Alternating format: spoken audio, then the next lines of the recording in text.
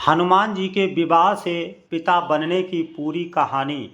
महावीर हनुमान जी को बाल ब्रह्मचारी माना जाता है। यह बात पूरी तरह सत्य है, लेकिन ऐसा नहीं है कि हनुमान जी अविवाहित थे।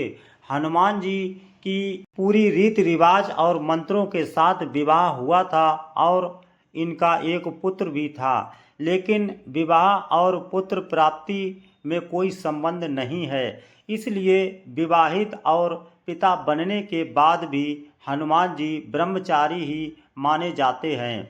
अगर आप यह सोच रहे हैं कि यह संभव कैसे है, तो आपकी दुविधा भी दूर हो जाएगी जब आप हनुमान जी के विवाह का रहस्य जानेंगे। लेकिन हनुमान जी के विवाह के बारे में बताने से पहले आपको ये बता दें कि हनुमान जी और उनकी पत्नी का एक मंदिर भी है और ऐसी मान्यता है कि इस मंदिर में जाकर पति पत्नी हनुमान जी और उनकी पत्नी का दर्शन करते हैं, उनका वैवाहिक जीवन सुखद और आपसी प्रेम बना रहता है। ऐसी मान्यता है कि हनुमान जी जब अपने गुरु सूर्यदेव से शिक्षा प्राप्त कर रहे थे, उस दौरान सूर्यदेव ने हनुमान जी के सामने यह शर्त रख दी, अब आगे की शिक्षा तभी प्राप्त कर सकते हो जब तुम विवाह कर लो।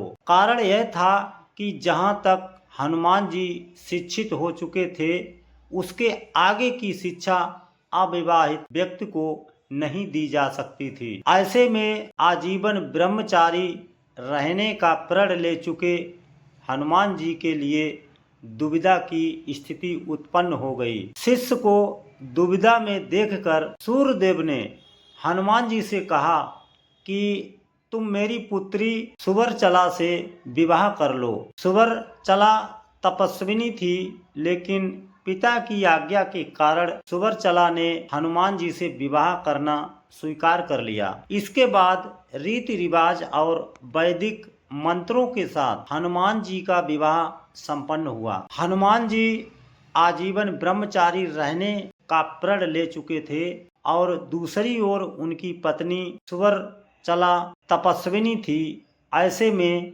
हुआ यह है कि इनकी हनुमान जी की पत्नी विवाह के बाद वापस तपस्या के लिए चली गई। हनुमान जी ने विवाह की शर्त पूरी कर ली, लेकिन गृहस्थ जीवन में नहीं रहे और आगे की शिक्षा पूरी की। हनुमान जी के विवाह का उल्लेख पराशर संहिता में किया गया है। इस तरह हनुमान जी ने विवाह की शर्त पूरी कर ली और ब्रह्मचारी रहने का व्रत भी कायम रखा। हनुमान जी के विवाह का उल्लेख पराशर संहिता में भी किया गया है। आंध्र प्रदेश के खम्मम जिले में हनुमान जी का एक प्राचीन मंदिर है। इस मंदिर में हनुमान जी के साथ उनकी पत्नी की भी मूर्ति बनी हुई है। यानी यहाँ पर हनुमान जी अपनी पत्नी के साथ भक्तों को दर्शन देते हैं। इस मंदिर को हनुमान जी के विवाह का इकलौता गवाह भी माना जाता है। मान्यता है कि हनुमान जी के इस मंदिर में आकर जो दंपति हनुमान और उनकी पत्नी के दर्शन करते हैं, उनके वैवाहिक जीवन में चल रही परेशानियां दूर होती हैं। वैवाहिक जीवन में प्रेम और आपसी तालमेल बना रहता है।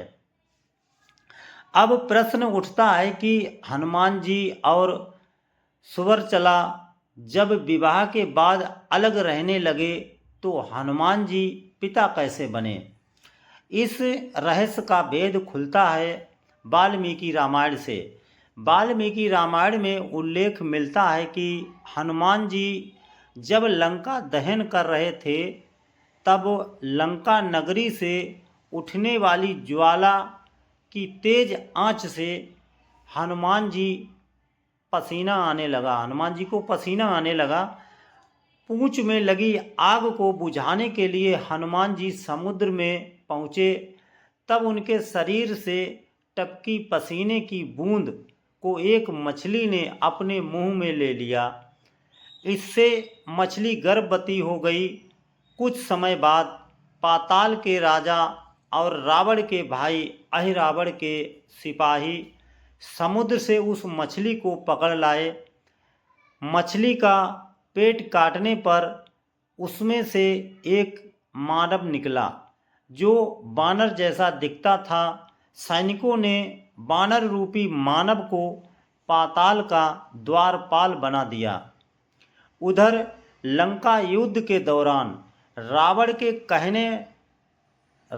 कहने पर अहिरावण राम और लक्ष्मण को चुराकर पाताल ले आया और हनुमान जी को इस बात की जानकारी मिली तब पाताल पहुंच गए हनुमान जी। यहाँ द्वार पर ही उनका सामना एक और महाबली बानर से हो गया। हनुमान जी ने उसका परिचय पूछा तो बानर रूपी मानव ने कहा कि वह पवन पुत्र हनुमान का बेटा मकरध्वज है। मकरध्वज की बात सुनकर हनुमान जी अचंभित हो गए। वो बोले कि मैं ही हनुमान हूँ, लेकिन मैं तो बाल ब्रह्मचारी हूँ, तुम मेरे पुत्र कैसे हो सकते हो।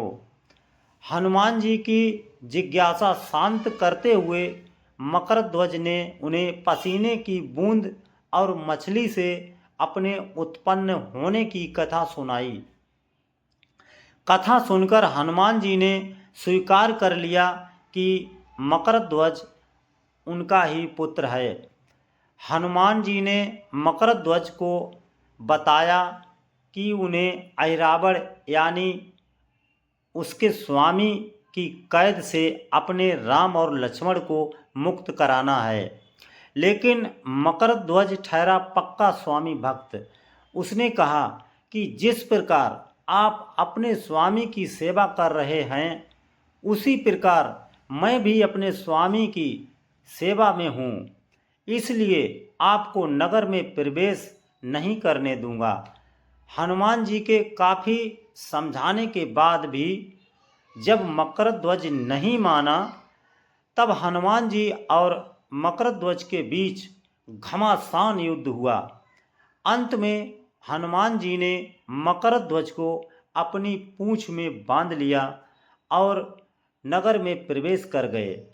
अहिरावण का संहार करके हनुमान जी ने मकरध्वज को भगवान राम से मिलाया और भगवान राम ने मकरध्वज को पाताल का राजा बना दिया। तो दोस्तों, ऐसी धार्मिक दिलचस्प कहानी सुनने के लिए वीडियो को लाइक कमेंट शेयर ज़रूर करें और मिलेंगे फिर एक नई कहानी के साथ। तब तक के लिए जय हिंद, जय भारत।